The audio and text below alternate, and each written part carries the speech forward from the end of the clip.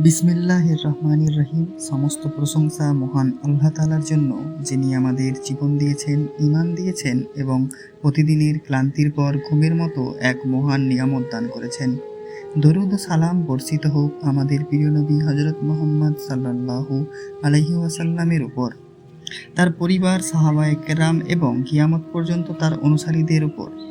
প্রিয় দর্শক ও শ্রোতাবৃন্দ, আজকের এই আলোচনাটি মনোযোগ দিয়ে শুনুন। হয়তো এই কয়েকটি কথা আপনার হৃদয়কে নরম করবে, আল্লাহর দিকে ফিরিয়ে আনবে এবং রাতের ঘুমকে ইবাদতে পরিণত করবে। আমরা সারাদিন দুনিয়ার কাজ নিয়ে ব্যস্ত থাকি।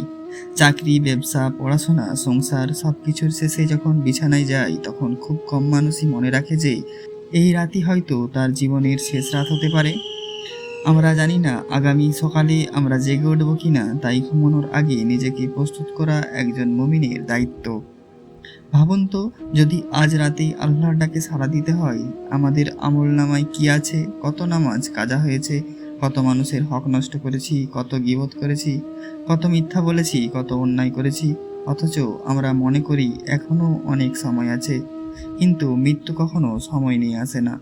তাই ঘুমানোর আগে প্রথম কাজ হলো তওবা। অন্তর থেকে বলুন, হে আল্লাহ, আমি আমার সমস্ত গুনাহের জন্য আপনার কাছে ক্ষমা চাই। জেনে শুনে কিংবা না জেনে যত ভুল করেছি সব ক্ষমা করে দিন। আমাকে সৎ পথে চলার তৌফিক দান করুন। মনে রাখবেন, আল্লাহ তাআলা অত্যন্ত ক্ষমাশীল। বান্দা যদি আন্তরিকভাবে তার কাছে ফিরে আসে, তাহলে ক্ষমা করতে ভালোবাসেন। এরপর নিজের অন্তরকে পরিষ্কার করুন।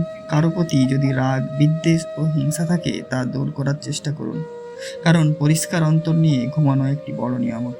ঘুমানোর আগে উজু করে নেওয়া সুন্নত। অজু অবস্থায় ঘুমালে ফেরেশতারা তার জন্য দোয়া করেন, তাই সম্ভব হলে অজু করে ডান কাত হয়ে শুয়ে পড়ুন। তারপর কিছু গুরুত্বপূর্ণ দোয়া ও কোরআনের আয়াত পড়ুন।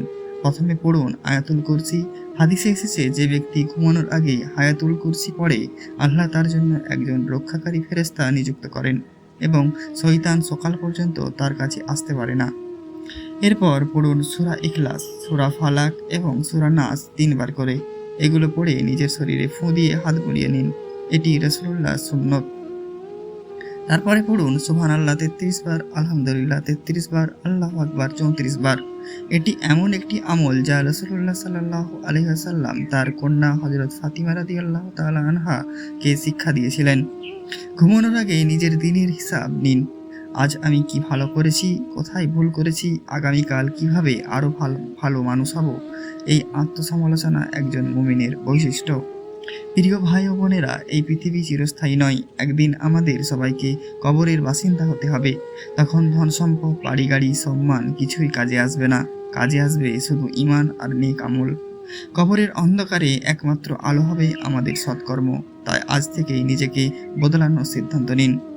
যদি কারো হক নষ্ট করে থাকেন, সুযোগ থাকলে তা ফিরিয়ে দিন। যদি কাউকে কষ্ট দিয়ে থাকেন, ক্ষমা চেয়ে নিন। মানুষের হক আদায় না করলে শুধু তওবা যথেষ্ট নয়। ঘুমানোর আগে নিজের বাবা মায়ের জন্য দোয়া করুন। যারা জীবিত আছেন, আল্লাহ যেন তাদের সুস্থ রাখেন। যারা দুনিয়া থেকে চলে গেছেন, আল্লাহ যেন তাদের কবরকে জান্নাতের বাগান বানিয়ে দেন। নিজের সন্তান, পরিবার, আত্মীয় স্বজন এবং সমগ্র মুসলিম উম্মার জন্য দোয়া করুন। মনে রাখবেন, রাতের নির্জনতায় করা দোয়া আল্লাহর কাছে অত্যন্ত প্রিয়। অনেক সময় এমন একটি দোয়া মানুষের ভাগ্য পরিবর্তন করে দেয়। যদি ঘুম না আসে, তাহলে মোবাইলে অপ্রয়োজনীয় ভিডিও দেখে সময় নষ্ট না করে কোরআন তেলাওয়াত শুনুন, জিকির করুন অথবা আল্লাহকে স্মরণ করুন। এতে হৃদয় প্রশান্ত হয়। রাসূলুল্লাহ সাল্লাল্লাহু আলাইহি ওয়াসাল্লাম আমাদের শিখিয়েছেন, বিসমিকা আল্লাহুম্মা আমুতু ওয়া ইয়া, অর্থাৎ, হে আল্লাহ, আপনারই নামে আমি মৃত্যুবরণ করি, আপনারই নামে জীবিত হই। এই দোয়া পড়ে ঘুমালে আল্লাহর উপর ভরসা প্রকাশ পাই। প্রিয় শতাবিন্দু, মনে রাখবেন, আজ রাতই হয়তো আপনার জীবনের শেষ রাত হতে পারে। আবার আল্লাহ চাইলে আগামীকাল নতুন একটি সকালও দেখতে পারেন। তাই প্রতিটি রাতকে শেষ রাত মনে করে আল্লাহর কাছে ফিরে যান। আপনি যদি নিয়মিত নামাজ পড়েন, কোরআন তিলাওয়াত করেন, মানুষের সঙ্গে ভালো ব্যবহার করেন, হারাম থেকে বেঁচে থাকেন এবং প্রতি রাতে আল্লাহর কাছে ক্ষমা চান, তাহলে ইনশাআল্লাহ আপনার জীবন বরকতময় হবে।